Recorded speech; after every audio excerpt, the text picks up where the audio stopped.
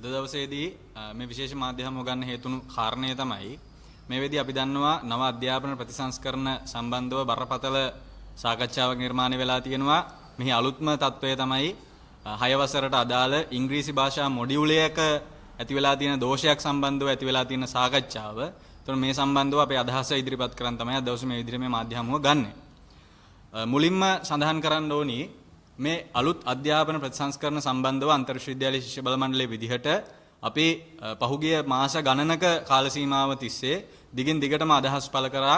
ඒ ඇතුලේ අපි විශේෂයෙන් ඉදිරිපත් කරපු කාරණය තමයි ආණ්ඩුව පත් වෙලා වසරක් යන්නවත් කලින් තමයි මේ අධ්‍යාපන ප්‍රතිසංස්කරණ සම්බන්ධව සාකච්ඡාව ගෙනාවේ. ඒ නිසා මේ ආණ්ඩුවට ආවට ගියාට අධ්‍යාපන ප්‍රතිසංස්කරණ හදන්න බෑ. මේකට අධ්‍යාපනයේ සම්බන්ධ සියලු දෙනා සම්බන්ධ කරගෙන පොදුවේ රටේ ජනතාව එක්ක ඇති කරගන්න සංවාදයකින් පසුව අධ්‍යාපනයේ පවතින මූලික ගැටලු විසඳීමට සමත් අධ්‍යාපනයේ පරිවර්තනීය වෙනසක් කරන්න සමත් අධ්‍යාපන ප්‍රතිසංස්කරණයක් ගේන්න කියලා තමයි අපි යෝජනා කරේ. එවැනි අධ්‍යාපන ප්‍රතිසංස්කරණයක් සඳහා වූ යෝජනත් අපි අන්තර් විශ්වවිද්‍යාල ශිෂ්‍ය බල මණ්ඩලයේ විදිහට බාර දුන්නා. හැබැයි ඒ කිසිවක් නොසලකා ආණ්ඩුව විසින් කරපු එක තමයි අධ්‍යාපන ප්‍රතිසංස්කරණ කියලා දිගින් දිගටම ආණ්ඩුව විසින් ලියවිල්ලක්වත් නැතුව මොනවද මේ අධ්‍යාපන ප්‍රතිසංස්කරණ ඇතුලේ වෙන්නේ කියලා හරිහැටි රටේ ජනතාවට විවෘත කරන්නවත් නැතුව එකපාර කියව අධ්‍යාපන ප්‍රතිසංස්කරණ නමින් විවිධ දේවල් කරා. එතකොට ඒකේ අවසානයක් විදිහට ආණ්ඩුව බලහත්කාරයෙන්ම රටේ අධ්‍යාපන ප්‍රතිසංස්කරණ ජනතාව මත දරු පරපුර මත පතවන්න උත්සාහ කරනවා. ඒතර මේක එක්ක දැන් මේ අධ්‍යාපන ප්‍රතිසංස්කරණ වලට අදාළව මොඩියුලයන් ක්‍රියාත්මක වෙනවා 2026. මේ ආරම්භ වෙච්ච 2026 වසරේ සිට පළවෙනි වසර සහ 6 වෙනි වසරට අදාළව මොඩියුල ක්‍රියාත්මක වෙන්න නියමිතව තියෙනවා. ඒ වගේ ඉංග්‍රීසි භාෂා මොඩියුලයක මේ වෙද්දී ප්‍රශ්නයක් නිර්මාණය වෙලා තියෙනවා. මේකට හේතුව තමයි ඉංග්‍රීසි භාෂා මොඩියුලයක සමරිසි අදහස් ප්‍රචලිත කරන විදිහට ලින්ක් එකක් අඩංගු කරලා තියෙනවා කියලා තමයි දිගටම විවේචනයේ එන්නේ. ඉතින් මේකත් එක්ක අපි අන්තර් විශ්වවිද්‍යාල ශිෂ්‍ය බල මණ්ඩලයේ විදිහට දිගටම ආණ්ඩුවට ඉදිරිපත් කරපු අදහස වගේම මේ මොහොතේදීත් අපි කියා හිටින අදහස තමයි මේක මේ නිශ්චිත සිදුවීමකට ලඝු කරලා ගන්න බෑ. මෙතනින් එහාට ගියපු බරපතල සිද්ධාමයක් මේවත් එක්ක නිර්මාණය වෙන්න නියමිත. අපි ඇයි මේ විදිහට කියන්නේ? මේ ආණ්ඩුව අධ්‍යාපන ප්‍රතිසංස්කරණ කියලා කඩිමුඩියේ ආණ්ඩුව පත් වෙලා අවුරුද්දක් යන්නවත් කලින් අධ්‍යාපන ප්‍රතිසංස්කරණ නමින් වැඩපිළිවෙලක් උස්සගෙන ආවා. එතකොට මේකෙන් අපිට කියව ගන්න තියෙන දේ තමයි මේවා අනිවාර්යයෙන්ම මේ ආණ්ඩුව හදපු එක නෙමෙයි කලින් පැවතිච්ච ආණ්ඩුව හදපු ඒවා. ඒ වගේ දිගුවක්ම තමයි මේ යන්නේ කියන එක. ඒකේ තා පැහැදිලිව අධ්‍යාපන ප්‍රතිසංස්කරණ සම්බන්ධව දැනුවත් වෙන්න අමාත්‍යාංශ වෙබ්සයිට් එකේ පිටු 32ක ප්‍රසන්ටේෂන් එකක් දාලා තියෙනවා. මේ ප්‍රසන්ටේෂන් එකේ එක ස්ලයිඩ් එකක සඳහන් වෙනවා මෙන්න මේ විදිහට අවුරුද්දෙන් අවුරුද්ද අධ්‍යාපන ප්‍රතිසංස්කරණ කොහොමද කරන්න බලාපොරොත්තු වෙන්නේ කියලා. ඒකට අනුව 2019 ආරම්භ වෙච්ච අධ්‍යාපන ප්‍රතිසංස්කරණ පෙළක දිගුවක් තමයි මේ යන්නේ. ඒ නිසා අපි කියන එක විතරක්මත් නෙවෙයි ආණ්ඩුව ඉදිරිපත් කරපු ප්‍රසන්ටේෂන් එකේ තියෙන විදියටත් මේවා මේ අධ්‍යාපන ප්‍රතිසංස්කරණ ආණ්ඩුවෙන් හදපු ඒවා නෙවෙයි කලින් ආණ්ඩුව වලින් හදපු ඒවාම තමයි කරපින්නගෙන යන්නේ. ඒ වගේම තමයි අනිත් මේ අධ්‍යාපන ප්‍රතිසංස්කරණ ගෙනෙද්දී කඩිමුඩියේ මේ අධ්‍යාපන ප්‍රතිසංස්කරණ ගේන්න ආණ්ඩුවට තිබෙච්ච අවශ්‍යතාවය තමයි අපි දන්නවා දැන් මේ වෙද්දී ආණ්ඩුව IMF දිවිසුමක් එක්ක එළඹිලා තියෙනවා. ඒකට අනුව වුන් පෙන්වන්න ඕනේ විදේශ විනිමය සංචිත ප්‍රමාණයක් තියෙනවා. මේ විදේශ විනිමය සංචිත ප්‍රමාණය නිර්මාණය කරගන්න ආසියානු සංවර්ධන බැංකුවෙන් දෙන තවත් ඩොලර් මිලියන 200ක ණයක් තියෙනවා. මේ ණය අරගෙන ලංකාවේ ආර්ථිකය මෙන්න ප්‍රකෘතිමත් වුණා කියලා පෙන්වන්න තමයි ලංකාවේ මුළු අධ්‍යාපනය දරු පරපුරේ අධ්‍යාපනය මේ රටේ සමස්ත ඉදිරි සමාජය තීරණය කරන අධ්‍යාපනය උගසට තියන්නේ මේ ආණ්ඩුව. ඉතින් ඒ නිසා අපි තාමත් පැහැදිලිව මුල් අවස්ථාව වගේම මේ වෙද්දිත් කියන එක තමයි අධ්‍යාපන ප්‍රතිසංස්කරණ කියලා මුළු රටේම ජනතාව උගසට තියෙන වැඩපිළිවෙලක් ගේන්න එපා. ඒක ගෙනාපු එකේ ප්‍රතිවිපාක තමයි. නැත්නම් ඒ ගෙනාපු එක තමයි දැන් අපිට මේ විදිහට බලා ගන්න පුළුවන්කම ලැබෙන්නේ. අපි අන්තර් විශ්වවිද්‍යාල ශිෂ්‍ය බල මණ්ඩලයේ විදිහට මේ අධ්‍යාපන ප්‍රතිසංස්කරණ වලට දිගින් දිගටම විවේචන ඉදිරිපත් කරද්දී ආණ්ඩුවට සම්බන්ධ පිරිස් ආණ්ඩු පාක්ෂිකයන් අපේ අදහස් වලට සමච්චලයට ලක් කරන ස්වභාවයක තමයි ඉන්නේ. හැබැයි මෙන්න අපි ඉදිරිපත් කරපු අදහස් වඩාත් ඔප්පු වෙමින් පවතිනවා මේ වෙද්දී. මොකද මේ වෙන සිදුවීම් පෙළ එක්ක මේ වෙන සිදුවීම් පෙළ එක්ක බැලුවට පස්සේ ඊටමත් පැහැදිලි අවුල් ජාලාවකට තමයි මේ අධ්‍යාපන ප්‍රතිසංස්කරණ ඇද වැටෙන්න නියමිතව තියෙන්නේ. ඒ වගේම තමයි අපිට මෙන්න අද උදේ පාන්දරමත් දැනගන්න ලැබුණා ලංකාවේ පාසල් පද්ධතිය හවස 2 වෙනකන් එක වසරට සහ 6 වසරට 2026 අවුරුද්දේ තියෙනවා කියලා කලින් සඳහන් කරලා තිබ්බ මේ අධ්‍යාපන ප්‍රතිසංස්කරණ යටතේ. හැබැයි මෙන්න දැන් කියනවා එක වසරට සහ 6 වසරට ඒ විදිහට පාසල් කාල සීමාව දීර්ඝ කරන්නේ නැහැ කියලා. ඒකේ මතු පිට හේතුව විදිහට ආණ්ඩුව කියන්නේ මේ ඇතිවෙච්ච විවසනයත් එක්ක ජනතාවට දරුවන්ට මුහුණ දෙන්න සිද්ධ වෙච්ච අපහසුතාවයන් වලට යම් උත්තරයක් ලබා ගන්නකන් తాවකාලිකව තමයි මේක ගන්න කියලා. හැබැයි අපිට සැකයක් තියෙනවා ආණ්ඩුවට ඇත්ත හේතුව කියන ලැජ්ජාවේ මේ ඇතිවෙච්ච தත්ත්වය ඉස්සරහට දාලාද මේක කරන්නේ කියන එක. ඉතින් ඒ නිසා අපි දැක්ක මේවට විවිධ පාර්ශව වලින් විශේෂයෙන්ම ගුරු සංගම් වලින් ගුරු විදුහල්පතිවරුන්ගෙන් බරපතල විරෝධයක් එල්ල වුණා මේ විදිහට පාසල් කාල සීමාව දීර්ඝ කිරීම සම්බන්ධව. අන්තර් විශ්වවිද්‍යාල ශිෂ්‍ය බල මණ්ඩලය විදිහට අපිත් ඉදිරිපත් කරපු අදහස් තමයි මේ වෙද්දී අධ්‍යාපනය සම්බන්ධ මනෝ විද්‍යාත්මක විශ්ලේෂණයකින් තොරව මේ විදිහට ආවට ගියාට පාසල් කාලේ අඩු කරන්නවත් වැඩි කරන්නවත් බෑ. ඒ නිසා ඒකට නිසි ඇගීමක් කරන්න ඕනේ කියන්නේ. ඒවා කරන්නේ නැතුව දිගින් දිගටම ආණ්ඩුව මේ විදිහේ වැඩපිළිවෙලක් අරගෙන ආවා. හැබැයි දැන් මෙන්න ආණ්ඩුවට ඒ සියල්ල නැවත එකින් එක රිවර්ස් කරන්න සිද්ධ වෙලා තියෙනවා. මේ රිවර්ස් කිරිල්ල ගිහිල්ලා නතර වෙන්නේ අධ්‍යාපන ප්‍රතිසංස්කරණ. අපි දැන් හිතමුකෝ ආණ්ඩුව බලහත්කාරයෙන් රටේ ජනතාවගේ කීම අධ්‍යාපනයට සම්බන්ධ පිරිස්වල කීම අහන්නේ නැතුව බලහත්කාරයෙන් අධ්‍යාපන ප්‍රතිසංස්කරණ කරනවා කියලා කවදා හරි දවසක.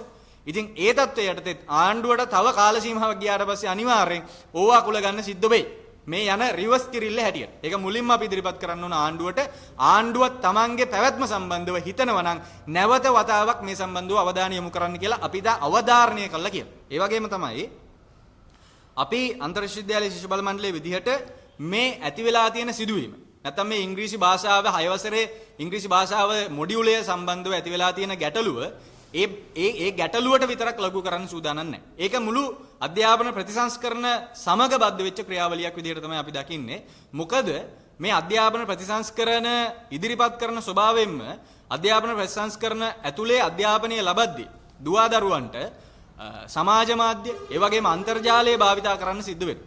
ඉතින් මේ විදිහට අන්තර්ජාලය භාවිතා කරන්න සිද්ධ වෙද්දී අපි දන්නවා ඒකේ QR කෝඩ් ගොඩාක් තියෙනවා. ඒ QR කෝඩ් ස්කෑන් කරලා තමයි විෂය කර්ම අධ්‍යයනය කරන්න සිද්ධ වෙන්නේ. ඉතින් මේ QR කෝඩ් වලින් යන්නේ විවිධ YouTube channel වලට, විවිධ social media channel වලට. එතකොට මෙන්න මේ විදිහට තමයි යන්නේ. එතකොට මේ වගේන් ගිහිල්ලා තමයි අධ්‍යාපනය ලබා ගන්න පුළුවන්කම ලැබෙන්නේ. එතකොට මේවට ගිහිල්ලා අධ්‍යාපනය ලබද්දී නැත්තම් මේ ලින්ක් වලට ප්‍රවේශ වෙලා මේ වීඩියෝස් දුවදරුවන් බලද්දී අපිට කාටද වගකීමක් ගන්න පුළුවන් ඒ වෙබ්සයිට් නැත්තම් ඒ YouTube channel වල යම් විදිහකට පිළිගත්තේවද අධ්‍යාපනය සම්බන්ධ පිළිගැනීමකට ලක් වෙච්ච වීඩියෝස්ද තියෙන්නේ කියලා. ඉතින් ඒ වගේ channel ද ඒවා කියලා අවගකීමක් ගන්න පුළුවන් කාටද කියන ප්‍රශ්නේ තියෙනවා. ඒ වගේම තමයි ඉදිරි දිනයකදී මේ වෙබ්සයිට් වල නැත්තම් මේ YouTube channel වල පළවෙන්න නියමිතව තියෙන දේවල් සම්බන්ධව කවුද වගකීමක් ගන්න. ඒ වගේම තමයි අපි අහනවා ඊටම පැහැදිලිව දැන් මේ ආණ්ඩුවෙන් මේ විදිහට YouTube channel වලට ළමයෙක් ගිහිල්ලා එකපාරක් බලලා ඒ තියෙන වීඩියෝ එක විතරක් බලලා නතර වෙයිද?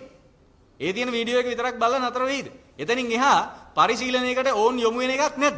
ඉතින් ඒ පරිශීලනය මොන විදිහේ ළමයින් සඳහා සාධනීය තත්වයක් දැන් නිෂේධනීය තත්වයක් නිර්මාණය කරන්න කියන එක සම්බන්ධව කාටද වගකීමක් ගන්න පුළුවන්? ඉතින් ඒ නිසා බරපතල ප්‍රශ්න ගණනාවක් එක තමයි මේ සිද්ධිය කරලියට අවිල්ලා තියෙන්නේ. ඒ නිසා මේක තනි සිදුවීමක් විදිහට ගන්නෙ නැතුව මේක සම්බන්ධව පුළුල් ප්‍රශ්නයක් විදිහට හඳුනගෙන මේ සම්බන්ධව පුළුල් වැඩපිළිවෙලකට මේ ගැටලු විසඳන සමත් පුළුල් වැඩපිළිවෙලකට අවතීර්ණ වෙන්න කියලා ඉතාමත් අවධාරණය කළා නැවතත් අපි මේ ආණ්ඩුවට කියනවා. ඒ වගේම තමයි දැන් මේ ප්‍රශ්න එක්ක අපිට බලා ගන්න පුළුවන් හරිය අමුතු සිද්ධිදාමයක්. අධ්‍යාපන අමාත්‍යාංශයේ ලේකම්වරයා නාලක කළුවව ගිහිල්ලා අපරාධ පරීක්ෂණ දෙපාර්තමේන්තුවට ඊයේ පැමිණිල්ලක් නිකුත් කරනවා. පැමිණිල්ලක් ඉදිරිපත් කරනවා මොකද්ද මේ වෙලා තියෙන්නේ කියලා. අනේ අපිවත් දන්නේ නැහැ. කවුද දන්නේ අපිට හොරාට මේවා කරන්න කියලා. ආණ්ඩුවට සම්බන්ධයි කියනවා මේ ආණ්ඩුව වටන්න කුමන්ත්‍රණය කරන පිරිස් තමයි මෙන්න මේ වගේ දේවල් කරලා ඇති කියලා. ඒතකොට දැන් මේ ප්‍රකාශ වලින් අපිට තේරෙන්නේ මොකක්ද? දැන් පෙළ පොත නැත්තම් මොඩියුලය එහෙම නැත්තම් අධ්‍යාපන ප්‍රතිසංස්කරණ ගේන්නේ කවුද? ආණ්ඩුවෙන් අධ්‍යාපන අමාත්‍යාංශය, ජාතික අධ්‍යාපන ආයතනය. එතකොට මේවා ආණ්ඩුව නෙවෙයිද පාලනය කරන්නේ? මේ වගේ සිදුවෙන වැරදි අත්වැරදි විදිහටද මේ ආණ්ඩුව ගන්න සූදානම් වෙන්නේ? මේ වගේ සිදුවෙන වැරදි නිශ්චිතවම මේ රාජ්‍ය නිලධාරීන්ගේ මේ දේශපාලඥයන්ගේ තියෙන නොසලකිලිමත්කම නිසා තමයි මේ විදිහේ වැරදි අඩුපාඩු නිර්මාණය වෙන්නේ. ඉතින් ඒ නිසා දැන් මේ රාජ්‍ය නිලධාරී දැන් අධ්‍යාපන අමාත්‍යාංශයේ ප්‍රධාන රාජ්‍ය නිලධාරියානේ නාලක්කලුවේ අධ්‍යාපන අමාත්‍යාංශයේ ලේකම්වරයා. එතකොට මෙයාම ගිහිල්ලා පැමිණිල්ලක් දාන එකෙන් අපිට මොකද්ද හේතු ගන්නෙ? අපිට කියවෙන දේ තමයි මෙයාලා කිසිම කෙනෙක් සූදානම් නැහැ මේ අධ්‍යාපන ප්‍රතිසංස්කරණ එක ඇති වෙලා තියෙන ගැටලුවට වගකීමක් ගන්න. මේ ගැටලුව මෙයාලගේ නෙවෙයි විදිහට තමයි මෙයාලා හැසිරෙන්නේ. ඉතින් ඒ නිසා හරිම පැහැදිලි. අපි ආණ්ඩුවට කියනවා විහිළු කරන්න ලෑස්ති වෙන්න එපා. මේ ඔයාලගේ වගකීම යටතේ තියෙන අමාත්‍යාංශ වලින් තමයි ඔයාලගේ යටතේ තියෙන රජයේ ආයතන වලින් තමයි මේවා සිද්ධ වෙන්නේ. ඉතින් ඒ නිසා මේවට වගකීමක් ගන්න නැතුව යන සූදානම් වෙන්න එපා. අර හැම දෙයකටම වගකීමක් ගන්න නැතුව ගිහිල්ලා හරි ලස්සනට අතපීදා ගන්න තත්ත්වයක් තියෙනවා. ඉතින් ඒ නිසා මේ අධ්‍යාපනය සම්බන්ධ දේවල් මේ විදිහට කරන්න එපා කියලා තමයි අපි මේ ආණ්ඩුවට කියන්නේ. ඒ වගේම තමයි අපි කියනවා දැන් ඇයි මේ වගේ කඩිමුඩිය ප්‍රශ්නයක් නිර්මාණය වෙන්නේ? මේ වගේ ප්‍රශ්නයක් කඩිමුඩිය නිර්මාණය වෙන්නෙම ආණ්ඩුව බලයටපත් වෙලා ඊටාම සුළු කාල සීමාවකින් අධ්‍යාපනයට සම්බන්ධ පිරිසුත් සම්බන්ධ කරගන්නේ නැතුව හදිසියේ මේ වගේ ඒවා ගෙනා. හදිසියේ ඩොලර් මිලියන 200ක් ගන්න මේක ගෙනා. ඉතින් ඒ නිසාම ආණ්ඩුවට දැන් මේ අධ්‍යාපන ප්‍රතිසංස්කරණ කියලා මොනවද අඩංගු වෙලා තියෙන්නේ කියලාවත් හරියට විශ්ලේෂණයක් කරගන්න බැරි වෙලා තියෙනවා. දැන් රනිල් වික්‍රමසිංහ හදපු එකක් නෙමෙයි අරගෙන එන්නේ.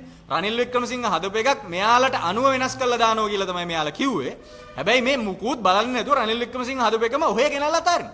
ඒක තමයි දැන් මෙතන වෙන්නේ. දැන් රනිල් වික්‍රමසිංහලාට පහුගිය කාල සීමාව මුළුල්ලේම විවේචන ඉදිරිපත් කළා.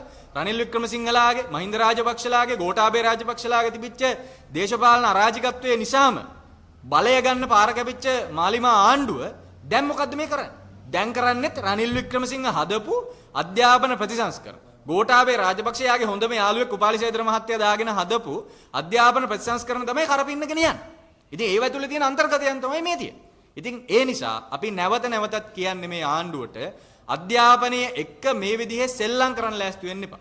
නොසලකිල්ලෙන් වැඩ කරන්න ලෑස්ති වෙන්න එපා. මේක සමාජමය ඛේදවාචකයක් බවට ඉදිරියේදීපත් වෙන්න නියමිතයි. ඒ වගේම තමයි අපි දිගටම කිව්වා මේ මොඩියුල වල අන්තර්ගතයන් එක්ක ලංකාවේ දරු පරපුර අධ්‍යාපනයෙන් පිටමන් කරන තත්වයක් නිර්මාණය වෙයි කියලා ඉදිරියේ. අපි ඇයි එහෙම කිව්වේ? මොඩියුල වල තියෙනවා QR code. මේ QR code එකම ස්කෑන් කරලා බලලා තමයි අධ්‍යාපනය ලබා ගන්න පුළුවන්කම ලැබෙන්නේ. අපි හිතමුකෝ දැන් උසස් පෙළ කරන ළමයෙක්ට නම් ස්මාර්ට්ෆෝන් එකක් තියෙන්න ඕනේ. මොකක් හරි විදිහකට ඒවා පාවිච්චි කරනවා කියලා අපි හිතමුකෝ. එහෙම වුණත් එකේ ඉඳලා 11 වසරට යනකම් ළමයින්ටත් මේ ගේන ක්‍රමවේදයට අනුව පුද්ගලිකව ස්මාර්ට්ෆෝන් එකක්, ටැබ්ලට් එකක්, අන්තර්ජාල පහසුකම් ඒවා භුක්ති විඳින අවශ්‍යතාවයක් නිර්මාණය වෙනවා. ඉතින් ඒ වගේ තත්වයකට ලංකාවේ සියලුම දෙමව්පියන්ට තමන්ගේ දුවා දරුවන්ට එවැනි පහසුකම් ලබාගෙන දෙන්න පුළුවන්ද කියලා අපි අහනවා. එහෙම එකක් බෑ. එහෙම එකක් බැරි වුණාට පස්සේ මොකක්ද වෙන්නේ? ඒ විදිහේ පහසුකම් වලට ළඟා වෙන්න හැකියාවක් නැති කණ්ඩායම් වලට අධ්‍යාපනයෙන් පිටමං වෙන්න සිද්ධ වෙනවා. ඉතින් ඒ නිසා මේක බරපතල ප්‍රශ්නයක්.